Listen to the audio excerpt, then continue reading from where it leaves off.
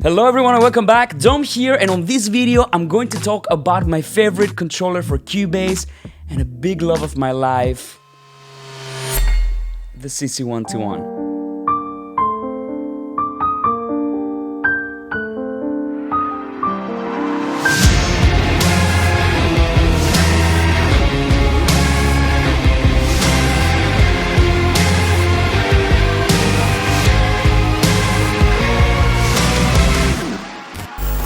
On my video where I talked about my favorite controllers in Cubase, I was really surprised of how many questions you guys had about the CC121. I also received quite a few emails about the CC121. And to be honest with you, my story with the CC121 goes way back. I bought it when it was launched. I really can't remember how many years ago. It could be a decade now, you know.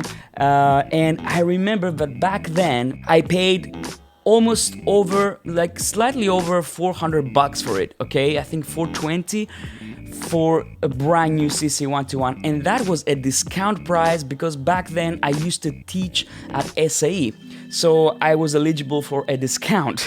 So this guy was pretty expensive. Now, what I want to talk about on this video, and the reason why I'm doing this video, is because I still think that even to this day, nothing has really surpassed the experience that you get from the CC121 as a controller in Cubase. There are many controllers for Cubase, and I've tried pretty much all the big ones. You know, I'm not the cryptic ones. I've said this in my previous video. By the way, if you haven't watched my video about my favorite controllers in Cubase, I'm gonna link it right here. So just make sure that you check it out. I think you're going to enjoy it if you're a controller freak like me. Now, some people say that the CC121 is discontinued, and it's not true. It's just simply not true. It's not discontinued. It hasn't been discontinued for sure at this moment when I'm making this video, when I'm shooting this video, right? It does go out of stock. There are not massive stocks as far as I know. So if you want to grab one of these and after watching this video you find that this is something for you, grab it now. It will make you happy. Now in this video I want to talk about what's so special about the CC121, what makes it so desirable, and what makes it better than a generic, you know, Mackie controller. What changes your experience as a user? That's the most important thing. Let's jump into Cubase, and I'm going to show you why I think this controller is still the best for Cubase right now in 2020, and how I use it, how I set it up, and how I configure everything about it.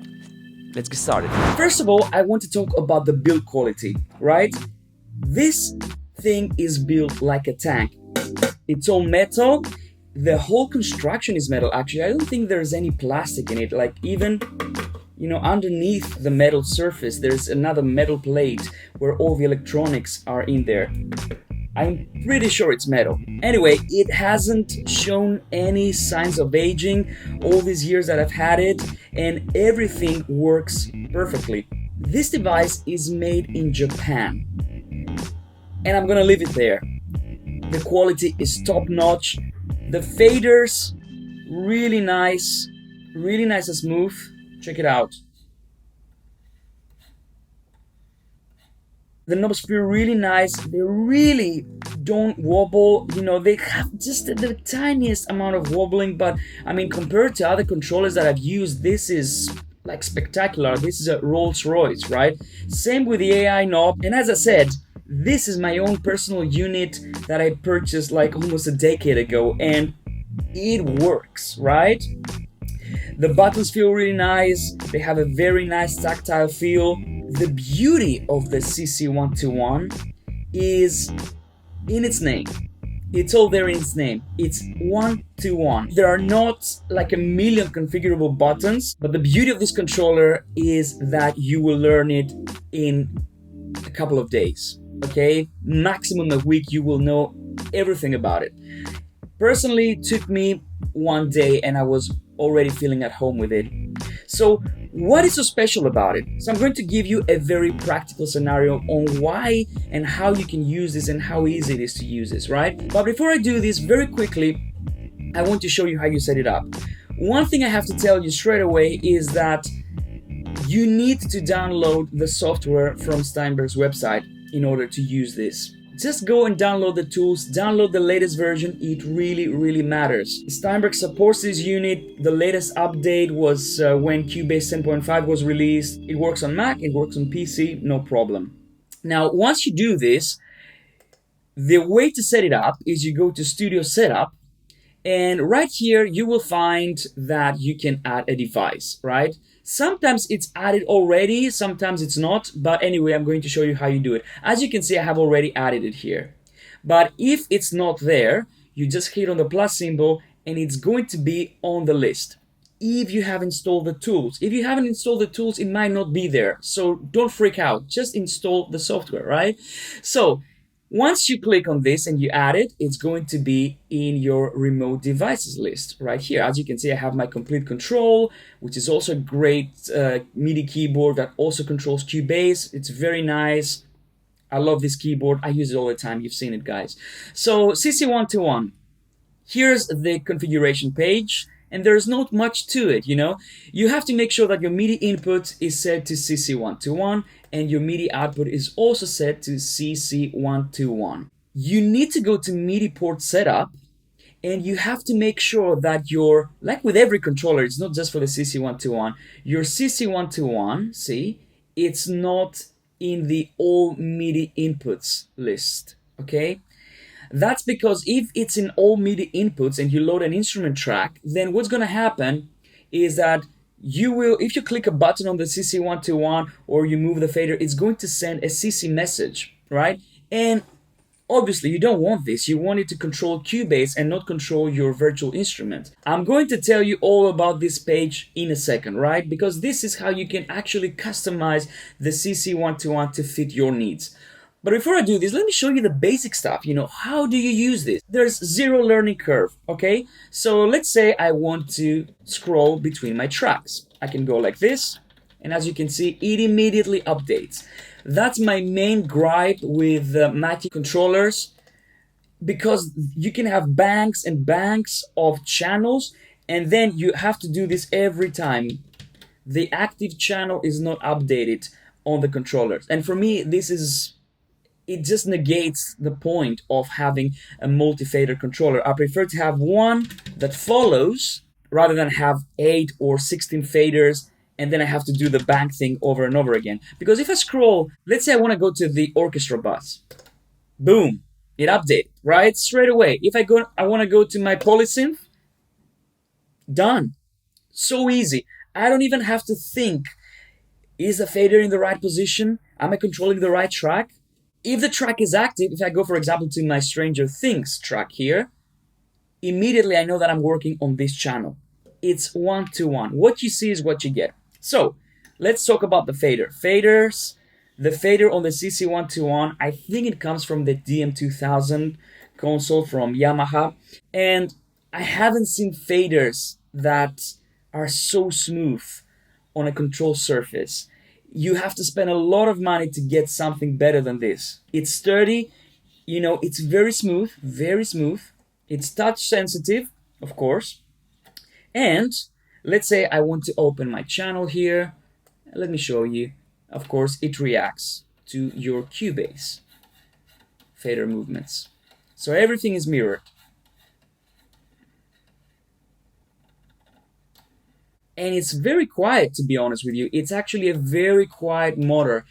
I've used other controllers in the past. I mean, the BCF 2000 was by far the most... This thing was loud, you know. It was a very nice device when it was released because it was so cheap, it was so affordable, and, you know, it worked. It kind of worked, you know. It was, again, Mackie control, but it worked. But it was loud, you know. If you were recording and you had a little bit of automation going on, you couldn't record in the same room, okay? So if you had like a project studio or a home studio and you were recording yourself and you had automation on the BCF 2000, you were out of luck. With a CC121, it's actually very quiet, okay? Especially when you have something automated, it tends to be very smooth. Now, if you go and do these things and it's trying to catch up, it might make a tiny bit of noise, but nothing too bad. Now, let's move on to this section, okay? This is basically a one-to-one replication of the Cubase channel settings, right? So we have mute, we have solo, we have record enable. I use this all the time, all the time. I mean, I know I can hit R on the keyboard, but I like this tactile feel that, and also I can see that this is on. You know, sometimes I don't want to look at the screen. I know that, okay, I'm on. I can just hit record and I can start recording. The same goes for the monitoring button here. The E button, so useful, so useful. I can open my channel settings of every channel that I'm on straight away, see? And I have feedback because the buttons illuminate.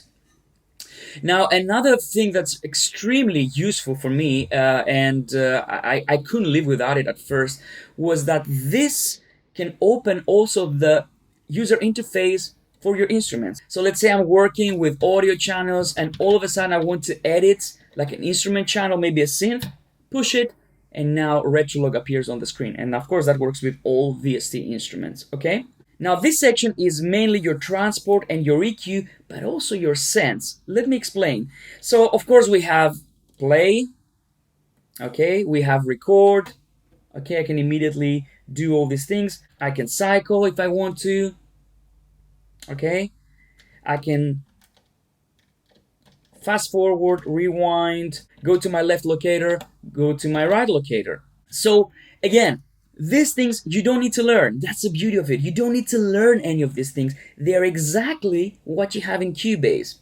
It's not like a cryptic button that says, oh, it could be that, but it also could be that, or you can program it, or all these things. This is a one-to-one representation, right? So let's say I want to open my channel settings and I want to activate my EQ, okay? Now I can activate all my bands like this. And now I can say, okay, I want to go like that and change my EQ settings. And again, you don't need to think. I don't need to think. I know it's Q, frequency, and gain. So it's super easy to dial in your settings and do all these things. Now check what else you can do. You can also, let's go and boost this a little bit. I can click on the EQ type and change the type of the EQ. See, let's boost this one, for example. And now I can change the type of the EQ, see? I can scroll through all the different curves. I can have a high shelf, I can have a peak, you know, all these things. And this, basically, all the encoders do the same thing once you activate the EQ type. Now, there's another very cool thing that you can do with the CC121. And it's so easy when you're mixing, right? Let's say you want to find a resonant frequency somehow. Okay, let's say you want to find a resonant frequency and then just remove it. So you can go like this. Let's say I want to go very narrow Q, find out a very annoying frequency like this, boost it. And then what I can do is I can hit the EQ type, okay, hold it, and then press the button for the corresponding band that I want to invert. Check it out. And now I've inverted the bands. So it's super easy. If you want to pinpoint a frequency, just find it, pinpoint it, okay, it's there, and then go like this, and immediately you can notch it out. So cool. That's a very cool trick. And I know I have quite a few friends that have the CC121, and I know that most of them didn't know about this. And I was like, dude, you have to check this out. This is so cool. And of course, you can bypass the EQ like this, and you can do A, B very easily. And it goes without saying that you can disable all the bands individually. There's another thing though that you can do with this section. In order to use this feature, you need to press these two buttons simultaneously, like this. And now this will start blinking. And that means that now we're controlling our sends. Check how cool that is. Now I can activate my send number one, see, my snare reverb. I can activate my toms reverb, and I can add as much as I want. While it's playing, while I'm controlling my fader, I can add my reverb. And then if you want to go to the next bank, you know, you can just activate them like this. Previous bank, like that. And you can see which ones you have activated. As you can see, bank one, these are first 4 cents. I can activate them And then I can go to the second bank and activate, deactivate, and then I can see at a glimpse which sound effects I have activated. And you know what the best thing is? It doesn't stop there. This is just the bottom row, right? When we're in this mode. Now, because this is flashing, that means that we can control our sends, like I told you. But the top rows, the first two rows, they control the quick controls in Cubase. So check it out. I can control my retro log like this, and I have all the quick controls right here at my fingertips. How cool is that? This is one of the things. This looks like a small controller, and most people think it can do the basics. But the truth is, it does so much more than this. Okay? Now, I'm going to show you a little bit the automation thing, of course. Let me show you, because I omitted these two buttons on purpose. Let's start playing this track. And I'm going to start writing some automation. Okay? Hit write. And then I can start writing some automation. Okay? And let's do some crazy fader movements.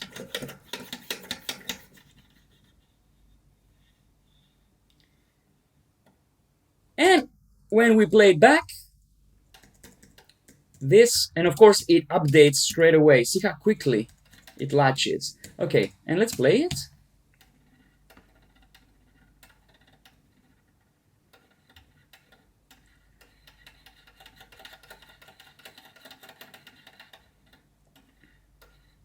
So as you can see, it's very responsive, very, very nice. Of course, right here we have our pan control. So if I open my channel settings, I can see my pan control. See, I don't even need to look.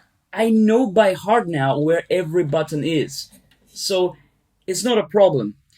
Okay, moving on. Let's move on to this section. This is the most customizable section in the CC121. This, you can customize it exactly the way you want to. Okay?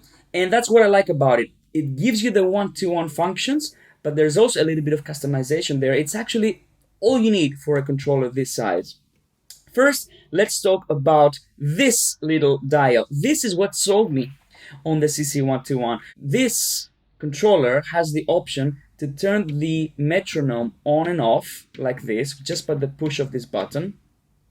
And you can also change the level of the metronome straight from here. This thing, to this day, it brings me so much joy, How many times have you been in this situation where you just want to adjust the metronome volume, and sometimes it's so difficult. Sometimes you're working with an artist, you are in a recording session, and people say, oh, okay, can I have a lower metronome? Of course, with Control Room in Cubase, that's easy anyway, but if you have tactile control as well, how cool is that? How cool is that? So this is one of the functions that I cannot live without. And this, you can customize it. It doesn't have to be the metronome. So you can customize this one, and you can also customize these function buttons here. For example, in my case, I have button number 1, function button number 1, to open my mixer. Okay, I can close and open my mixer like this. Then number 2 is my control room mixer. Okay, I mean, now that Cubase has, this docked control room mixes, I don't use this so much anymore. Number 3 is my video player, because I do a lot of video work, so I want to be able to bring up my video player. And number 4 is my A/B. So I go from my mix to my reference cue. Again, if you haven't watched my video on how to set up A/B comparison mixes in Cubase so that you can check your mixes compared to other mixes with one click, I'm gonna put a link here. Okay, so this is how I've configured these guys here. Now, how do you do this? Super easy. You go Studio Setup, you go to your Steinberg CC121, and here you can select the function of your function keys. So in my case, it's the mixer from devices, 2 is control room mixer, video, and as you can see, everything that I just showed you. There's another one that's in the back. There's a foot switch, right? So in the back of the unit, there's a foot switch that allows you to start recording when you just press a foot switch, like a pedal or something like that. You can add all these things here. You can say, I want to have a foot switch to control, and when I press it, I want to have a new instrument channel. It's another control and you don't even have to learn it, right? You can just assign it here. Now, let's talk about this. Okay, this is genius. First of all, we have this AI knob that allows you to use this as a shadow wheel, or you can use it as a scrub wheel. You know, and you have some settings there, and you can use it also as a jog wheel. Okay? In order to do this, you just need to activate the jog mode, and if you want to select what it's going to do, you just press and hold, and you get all the options there. And by pressing this again, you scroll through the options. Okay? Shadow, scrub, jog, like this. And here you can also change what this encoder does as well. It's a shortcut, and you can set it to studio control. For example, if I set it to monitor control, you will see that I'm able to control my control room monitoring level. But I like to keep it, as I said, to my metronome level. So now, if you're not in jog mode, the AI knob does something that's really, really cool. So wherever you hover your mouse on, you can control that value. Okay, let's say I want to hover here. I'm controlling my send now. If I set it here, I'm controlling my fader. Okay, if I set it here and I activate my EQ, I'm controlling the EQ, right? And it doesn't stop there. You can also control plugins. For example, if I add my black box, now I can say I want to control this control. So it gives you a little bit of a hardware feel without having to assign things to all these plugins that you're using. You just hover, control, hover, control, hover, control, hover, control. You know, like this. Super easy. Now, that's very cool on its own, but the coolest thing is that you can lock a parameter. Let's say you want to work on a compressor and you want to adjust, you know, the ratio or the makeup gain. You just lock it. See, now I locked it on the pentode here. And now I'm controlling this even though my cursor is somewhere else and I'm doing editing, you know. So this is super cool. You can basically assign this to anything. You can say, okay, for now I want to control the control room volume, right?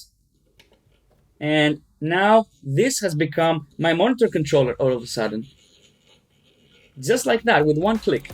It's one of those controllers that you don't even know they're there after a while. It just becomes second nature to you, like the mouse or the keyboard.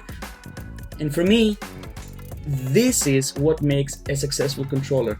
A successful controller doesn't get in the way. It doesn't require you to learn all these little buttons, and it's designed for your DAW. And there are companies that make some really good controllers, like the Native Instruments Complete Control. It has great integration with Cubase. The Console One, it works really, really nicely, but it doesn't have, you know, the transport and all these things. It's a little bit more mix oriented. It goes great with the CC121. The CC121 is the centerpiece, and then if you have a more dedicated controller for the things that are important to you, I think that's when you have a winner. For me, investing in a controller is a very good idea, especially if the controller makes you more productive, makes you more creative, makes you enjoy your DAW even more. So in the comments down below, let me know what you think. Is the CC121 a controller that fits your workflow? Do you already have it? How do you use it? Or would you rather have a more generic controller like a Mackie controller with more faders? Let me know in the comments down below. Also, what would you like to see in a controller for Cubase? So I hope you enjoyed this video, guys. I hope this gave you a better understanding of what the CC121 can do for you, and I hope this helps you understand if this is the right controller for you. If you enjoyed this video and if you liked what I showed you here today, give it a thumbs up. I really appreciate it. Subscribe to the channel if you haven't done so already. And if you have a Cubase friend that want to get a kick-ass Cubase controller, maybe share this video with them. Take care, guys, and I'll see you in the next one. Bye-bye.